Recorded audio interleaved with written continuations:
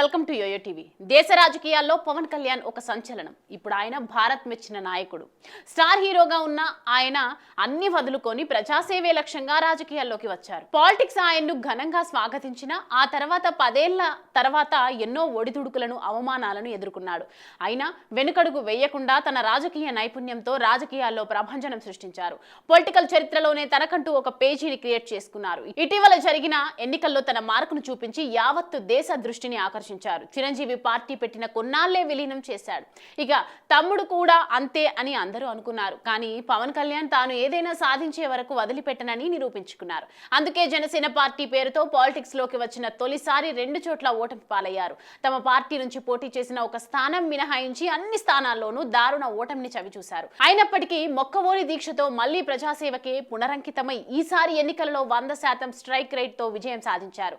పోటీ చేసిన 21 స్థానాల్లోనూ ఘన విజయాన్ని సాధించి రాజకీయాలలో రికార్డును సృష్టించారు. అందుకే పవన్ కళ్యాణ్ పైన దేశవ్యాప్తంగా చర్చ జరుగుతోంది.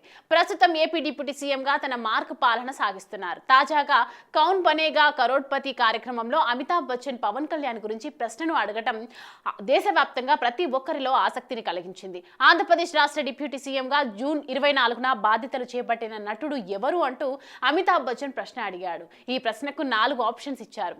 ఏ Pavan Kalyan, B Chiranjeevi, C Nagarjuna, D Nandamuri Balakrishna. ఇక ఈ ప్రశ్నకు ఈ కార్యక్రమంలో పాల్గొన్న వారు సమాధానం కోసం ఆడియన్స్ పోల్ కు వెళ్ళగా ఎక్కువ మంది పవన్ కళ్యాణ్ అంటూ పోల్ చేశారు. దీంతో వారు పవన్ కళ్యాణ్ అని సమాధానం చెప్పగా ఖచ్చితమైన సమాధానం చెప్పారని అమితాబ్ బచ్చన్ పేర్కొన్నారు. ఇందుకు సంబంధించిన వీడియో ప్రస్తుతం సామాజిక మాధ్యమాల్లో వైరల్ అవుతోంది. ట్విట్టర్, ఇన్స్టాగ్రామ్ లో పవన్ ఫ్యాన్స్ ఈ వీడియోను షేర్ చేస్తున్నారు.